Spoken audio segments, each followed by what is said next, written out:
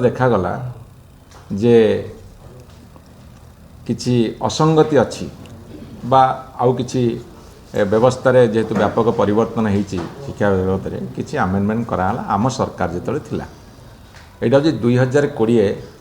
university amendment bill university act amendment bill से अनेक जुगान्तकारी पदक्षेप निगला एवं 2024 रे जो सरकार आसला भारतीय जनता पार्टी से माने पुणी आउ थे से 2020 आमेंडमेंट बिल की पुणी परिवर्तन करने को बिल आनले एवं 2025 एप्रिल मास पास है एवं आमे राति सारा जुक्ति रखीचु तथ्य रखीचु से बिल रे असंगति अच्छी त्रुटि अच्छी ताकू दर्शेचु